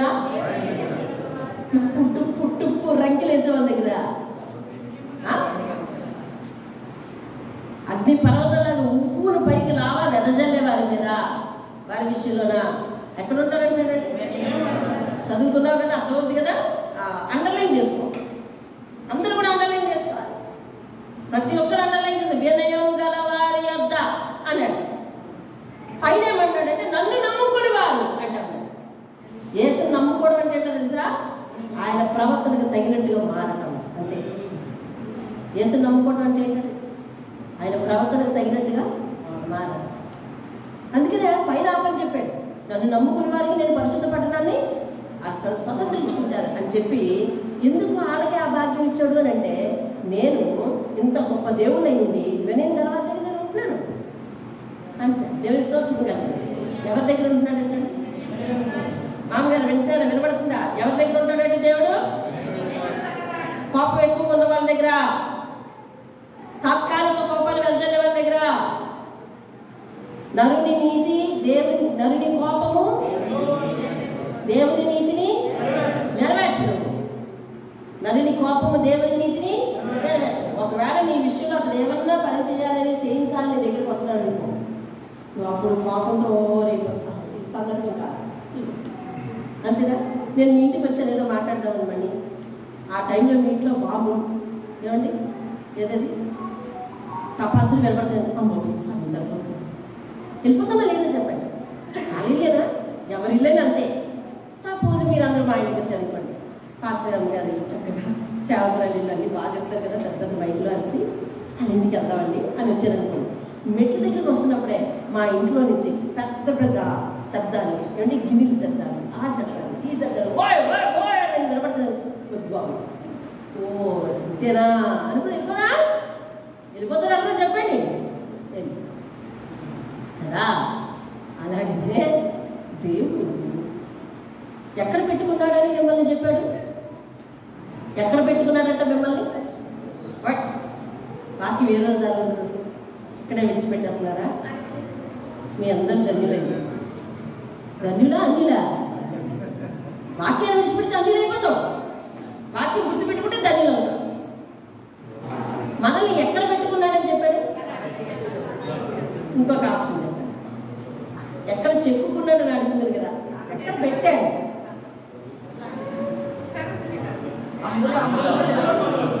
అమ్మా మీకు ఇలా ఇంటి వాళ్ళనమాట.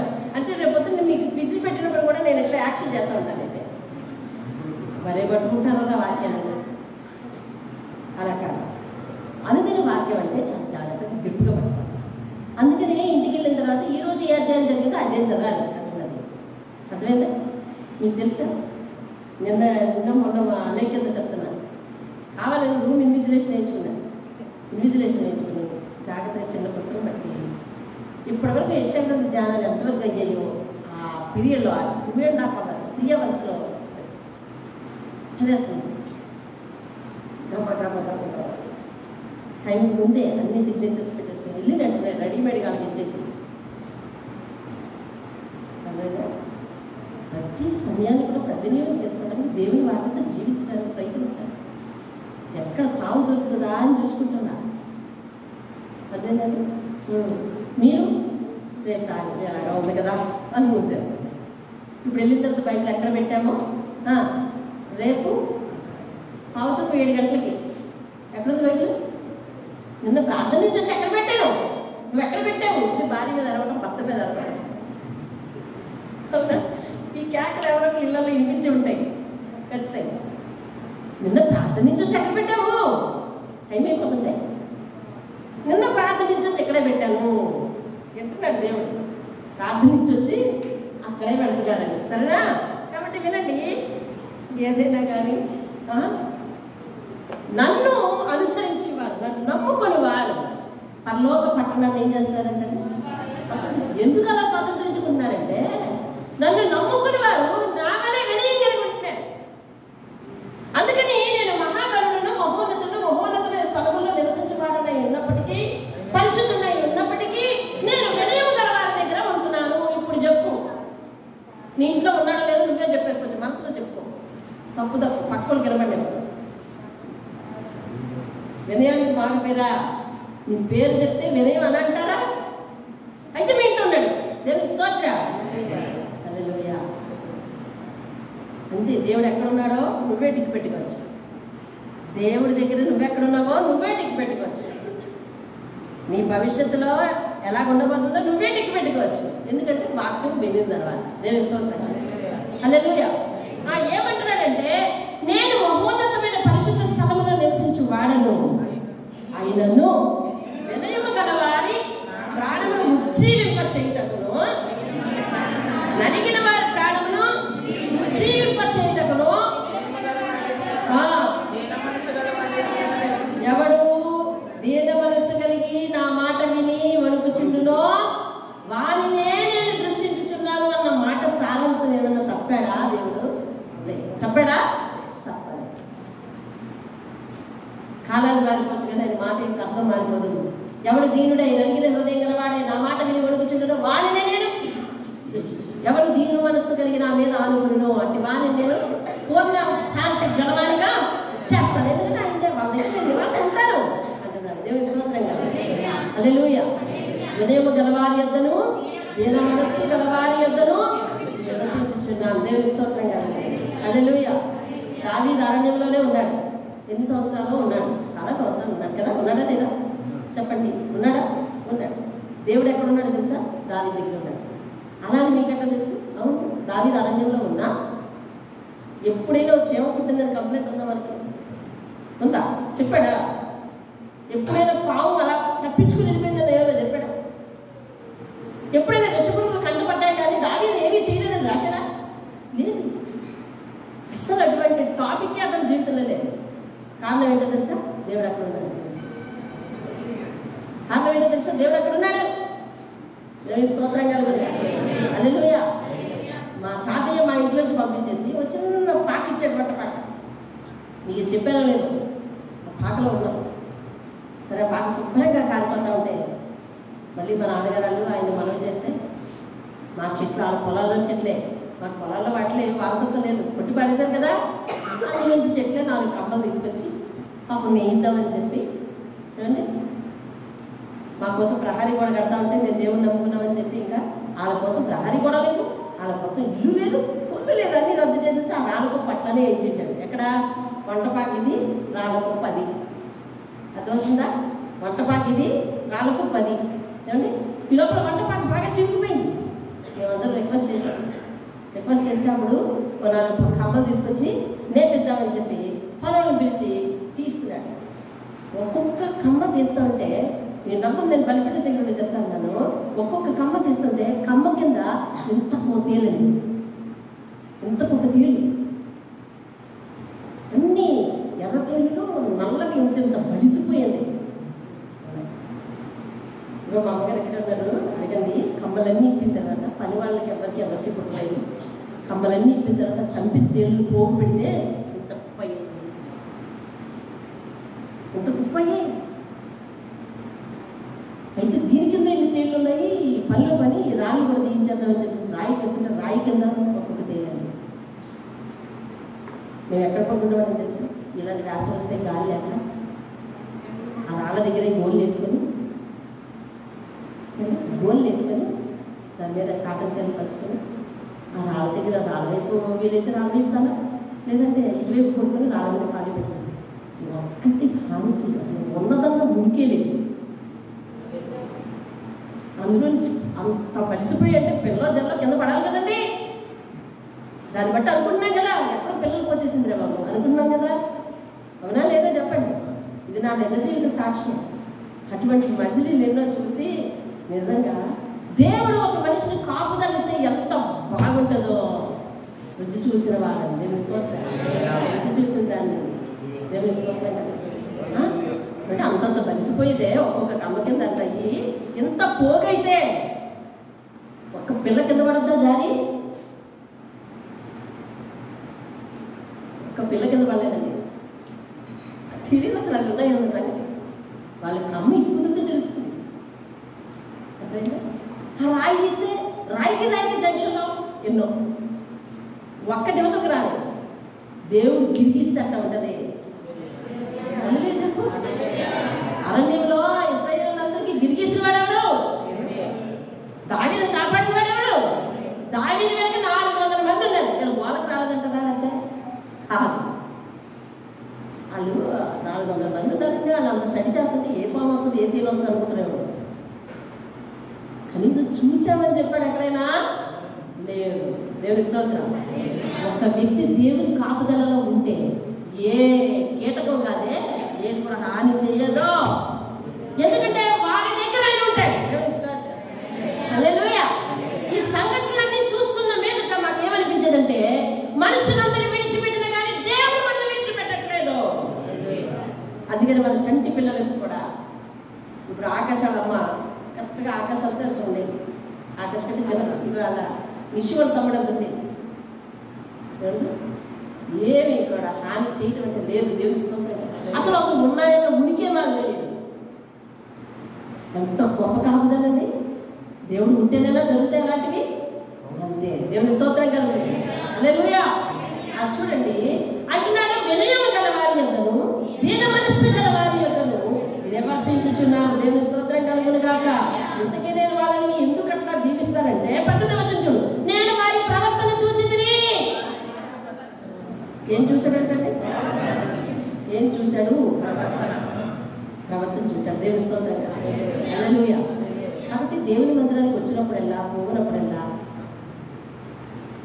దేవుని ప్రవర్తన ఎట్లా ఉండాలంటే, దేవుని యందు నీ ప్రవర్తన ఎట్లా ఉండాలని చెప్తా. ఇక్కడ ఉంటే సరిపోతా? ప్రస్తుతానికి ఇక్కడ ఉంచు. ఇంటికి వెళ్ళిన తర్వాత అదే సెట్ అయిపోతుంది. ఎక్కడ లేకపోతే ఎక్కడ సెట్ అవ్వలేదు మనిషి. అర్థండి. తగ్గించుకోవాలి ఎక్కడంటే ఇక్కడే, శాంతంగా ఉండాలి ఎక్కడంటే ఇక్కడే, ప్రేమగా ఉండాలి ఎక్కడంటే ఇక్కడే, వినయం ఉండాలి ఎక్కడంటే ఇక్కడే,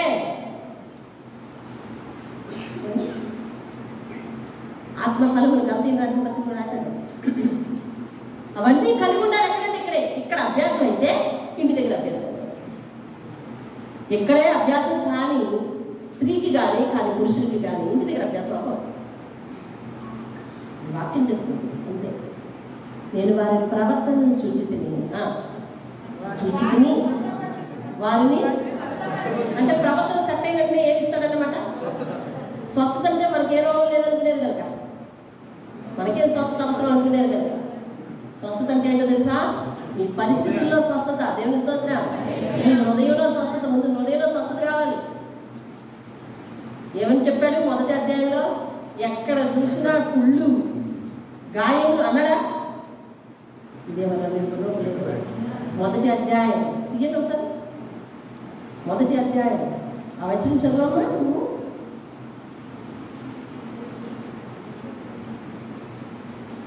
6వ వచనం, అరికాలు మొదలుకొని తల వరకు, అరికాలు మొదలుకొని తల వరకు కూడా విషమే. అరికాలు మొదలుకొని తల వరకు కూడా విరుస్తనమే. అరికాలు మొదలుకొని తల వరకు కూడా అసూయే. అరికాలు మొదలుకొని తల వరకు కూడా కక్షే. అరికాలు మొదలుకొని తల వరకు కూడా వెటకాలమే. అరికాలు మొదలుకొని తల వరకు కూడా తిరస్కారమే. ఇవన్నీ ఏమంటారంటే ఎక్కడ చూసిన గాయాలే. గాయాలంటే అవన్నమాట. గాయాలంటే ఏంటన్నమాట? గాయాలంటే ఏంటన్నమాట? ఈ దుర్లక్షణాలు గాయాలంట మనిషికి. ఎక్కడ చూసినా ఏంటంటే గాయాలు, దెబ్బలు, అవి ఎలాగున్నాయంటే తెలుసా? పిండబడలేదు, కట్టబడలేదు. అంటే దానికి నూనె రాయడానికి అవ్వలేదండి. పోనీ పిండదామంటే అవ్వలేదు, మెత్తబడలేదు. కట్టదామంటే పిండేసిన తర్వాత కదా కట్ట కట్టాలి. చూసావా? ఎటు చేయడానికి లేకుండా ఒక్కొక్క గాయం పొయ్యిలా ఉన్నాయన్న. గాయాలంటే ఏమన్నారు చెప్పు? దుర్లక్షణాలు. లక్షణాలు ఎట్లా ఉన్నాయో తెలుసండి, కొయ్యలు ఉన్నాయి. మెత్తబడలేదు, కట్టబడలేదు, పిండబడలేదు, తైలంతో మెత్తన చేయబడలేదు. ముందు తైలంతో మెత్తన చేయబడితే బాగుంటుంది, కొంచెం మెత్తబడుతుంది. మెత్తబడితే అప్పుడు పిండడానికి వీలవుతుంది, పిండబడితే కట్టడానికి వీలవుతుంది. అంటే ఎటు కూడా ఏ లక్షణం కూడా తగ్గింపు లేదన్నమాట. కొయ్యల వల్ల ఉన్నాయి గురువులు. అది దేవుడు అంటున్నాడు, నేను వారిని స్వస్థపరచుదంటే అది నేను వారిని ప్రవర్తన స్వస్థపరచు. దేవుని స్తోత్రం కలిగింది. వారిని నడిపించును, వారిలో దుఃఖించి వారిని ఓదార్చుదును, వారిలో కృతజ్ఞతావృత్తి పుట్టించుచు దూరస్తులకు సమీపస్తులకు సమాధానం అని చెప్పి నేనే వారిని స్వస్థపరచుదని యెహోవా సెలవిచ్చున్నాడు. దేవుని స్తోత్రం కలిగింది. హల్లెలూయా. ఏం చెప్తాడండి దేవుడు? వారి ప్రవర్తన చూస్తే సమయం అయిపోతుంది. చెప్పాలి, రెస్పాండ్ అవ్వాలి.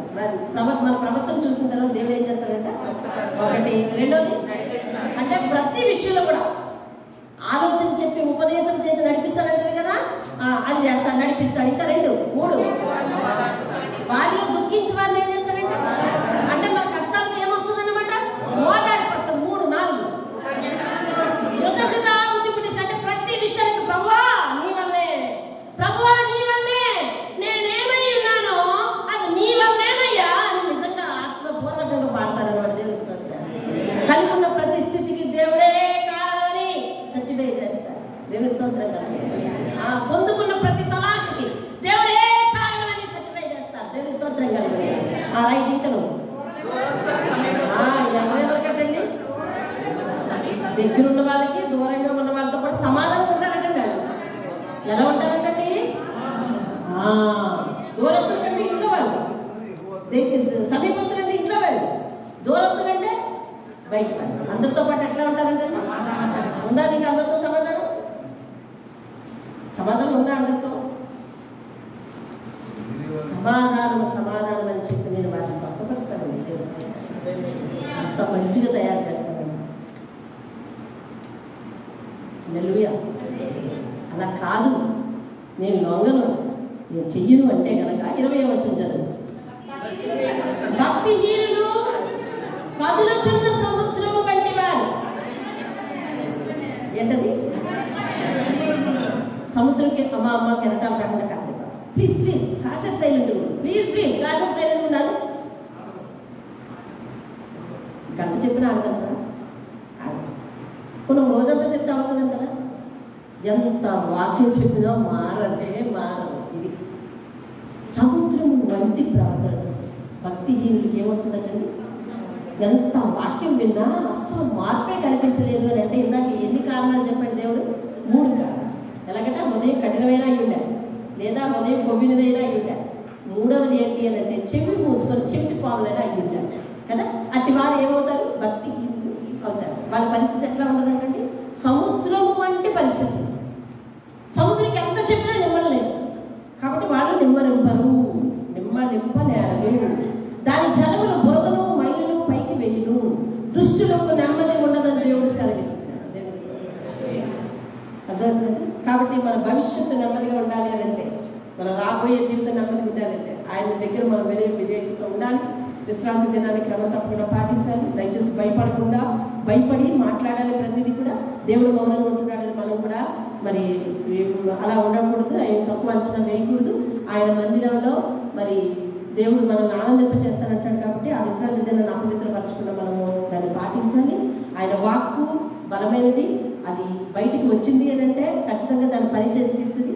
అలాగా నేను పంపిన కార్యం సఫలం చేస్తాను, మీరు సంతోషంగా బయలువెళ్తారని దేవుని వాక్యం చెప్తుంది. కనుక దేవుని వాక్యం దేవుని మందిరం నీకు సిద్ధపరిచి ఉంచుతుంది. కాబట్టి ఆ వాక్యాన్ని విని నువ్వు లోబడి వెళ్తే నువ్వు సంతోషంగా ఇంటికి వెళ్తావు. కాబట్టి దేవుడు చెప్పిన ప్రతి ఆజ్ఞను ఆయన సన్నిధిలో శిరసా వహించి పాటిద్దాం. ఇంతటితో ఈ 31వ దినమున మనకు 57 అధ్యాయాలు పూర్తి చేశాడు దేవుడు. మోకరించి ప్రార్థించాం. నమ్ముతులను దేవుని స్తోత్రం కలిగింది.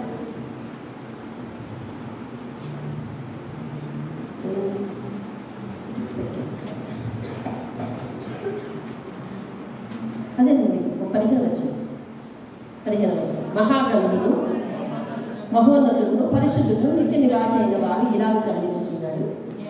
నేను మహోన్నతమైన పరిశుద్ధ స్థలంలో నివసించేవాడు అయినను వినయము గల వారి ప్రాణములను జీవింపచేయటకు, నలిగిన వారి ప్రాణములను జీవింపచేయటకు చేయుటకు వినయము గలవారి యొద్దను దీన మనస్సు గలవారి యొద్దను నివసించుచున్నాను. దేవుని స్తోత్రం. మోకరిద్దాం. మహాఘనమైన మా తండ్రి పరిశుద్ధ పాదాలకు వందనాలు. నీ వాక్యం ఎంత శక్తివంతమైనదో, నీ ఉద్దేశములు మా విషయంలో సమాధానాత్మకమైనవని, సమాధానకరమైనవని, హానికరమైనవి కావని, మీ తలంపులకు మా తలంపులకు ఎంత వ్యత్యాసం ఉందో విన్నామయ్యా. మీ మాట అయ్యా నోట నుంచి బయటకు వచ్చి ఒక ప్రత్యేకమైన సంకల్పంతో ప్రత్యేకమైన కార్యం నెరవేర్చడానికి బయటకు వస్తుందని, అది మేము అంగీకరించి నీ కార్యాన్ని నెరవేర్చాలన్నట్టు మా హృదయం లోపరుచుకోవాలని మీరు మాట్లాడుతున్నారు. విశ్రాంతి దినాన్ని అపవిత్రపరచకుండా పాటించాలని చెప్తా ఉన్నారు. అలా దానిని అంగీకరించి అందులోకి చేరిన అన్యుల్నే నేను పరిశుద్ధ పర్వతం మీద జ్ఞాపకం చేసుకుంటున్నాను. అట్లయితే మీకు ఎంత భాగ్యాన్ని ఇస్తాను అని మీరు మమ్మల్ని ఆలోచింపచేశారు. నీతిమంతులు కొనుక్కోబడితే చూసి ఎవరిని మనసును పెట్టకుండా వారి కీడు చూడకుండా వెళ్ళిపోతారని అనుకోవచ్చు కదా, దేవుడిని నిందిస్తారు ఎందుకు అని మీరు ప్రశ్నించారు. ఇష్టానుసారంగా మాట్లాడటం వలన నీ నోటికి బయలుదేరు కదా, నేను మౌనం ఉంటున్నానని కదా అని మీరు మమ్మల్ని ప్రశ్నించారు. ఆయనను నోరుని ఎవరైతే అదుపులో పెట్టుకుంటారో, హృదయాన్ని ఎవరైతే అదుపులో పెట్టుకుంటారో అటు వారు వినయం కలిగిన వారు కాబట్టి నన్ను నమ్ముకున్న వారికి పరిశుద్ధ పర్వతం చోటు ఇవ్వడమే కాకుండా నేను మహాగణుడు మహోన్నతుడు పరిశుద్ధుడు నిత్య నివాసి అయిన దేవుడును నలిగిన వారి ప్రాణులను ఉజ్జీవింప చేయటము దీన మనసు గల వారిని మరి ఉజ్జీవింప చేయటము వారి దగ్గర నేను నివాసం చేస్తానని మీరు వాగ్దానం చేశారు. మీ వాగ్దానం గొప్పది నాయన. కాబట్టి నాయన తండ్రి మాలో వినయాన్ని నేర్పి మా దగ్గర నివాసం చేయండి దేవా. వినయం లేకపోతే మా దగ్గర మీరు నివాసం లేరు. కాబట్టి ప్రభువా మా జీవితాలలో నాయన మరి ఇలాంటి వాక్యం విని ఆయన ఎంతో గొప్ప వాక్యాలు విని మా ప్రవర్తన సరిచేసుకున్నటువంటి నాయన పరిస్థితి ఉంటే కనుక మరి స్వస్థత లేదు అని అంటున్నాను. వారి ప్రవర్తన చూసి స్వస్థపరచాలనుకుంటాను. వారిని స్వస్థపరచను, వారిని నడిపిస్తాను, వారిలో సమాధాన బుద్ధి పుట్టిస్తాను, కృతజ్ఞత బుద్ధి పుట్టిస్తాను.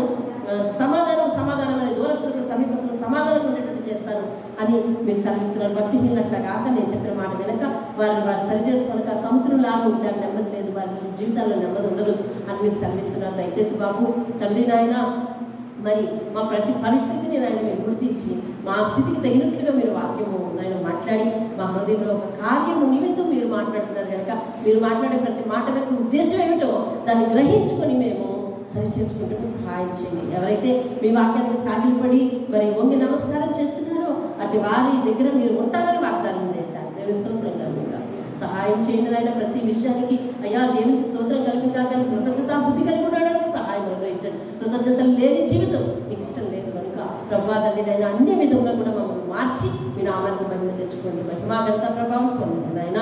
ఇంకా మా ఎదురు ఇంకా 9 దినములు ఉన్నాయి. దయచేసి నాయన తండ్రి ఇప్పటి వరకు మీరు చూపిన శాశ్వత కృప ఇది శాశ్వతంగా చూపించి మీ నామానికి మహిమ తెచ్చుకోమని, అలాగే మీరు ఆశించిన ఆ సంకల్పం ప్రభువా మీరు మీ నోట నుండి బయట వెళ్ళి చెప్పమన్న ఆ మాటలు జీవిత దినములన్నీ మీ సన్నిధిలో నివాసం చేయడానికి ఎవరైతే సమర్పించుకుంటారో వారి సమర్పణ ఈరోజు అంగీకరించి వారి జీవితంలో ప్రభావాన్ని గొప్ప మేలు చేయగలరు ఆయన దీవించి ఆశీర్వదించి. అలాగే ప్రభువా మరి ఈస్టర్ తర్వాత నిర్వహించబోయే గంట ప్రాంతాలకు ఎంతోమంది ఆసక్తి కలిగి ఉపయోగిస్తున్నారు. నాయన ఎవరి వారితో మాట్లాడండి. మరి నాయన తల్లి నీ సన్నిధి ఇంట్లో నెలకొల్పుకోవడం ఎంత మంచిది. నీ మందసాన్ని వారి తోడు కలిగి వెళ్ళటానికి సహాయం అనుగ్రహించమని యేసయ్య యొక్క అతి శ్రేష్టమైన నామంలో ప్రతి సందర్భంలో మీ హస్తం మాకు తోడుగా ఉంచి నడిపించమని అడిగి వేడుకుంటున్నాను పరమ తండ్రి. ఆమేన్ ఆమేన్. యేసు రక్తమే జయం, శిలువ రక్తమే జయం. ప్రవేశంలో సంపూర్ణ విజయం కలుగును గాక. అపవాది గ్రహించినంత నాశనం కలుగును గాక. తండ్రి అయిన దేవుని ప్రేమ, కుమారుడైన యేసుక్రీస్తు వారి కృప, పరిశుద్ధాత్మ కరుణ సహవాసం సదా మనకి తోడై నడిపించును గాక. ఆమేన్ ఆమేన్.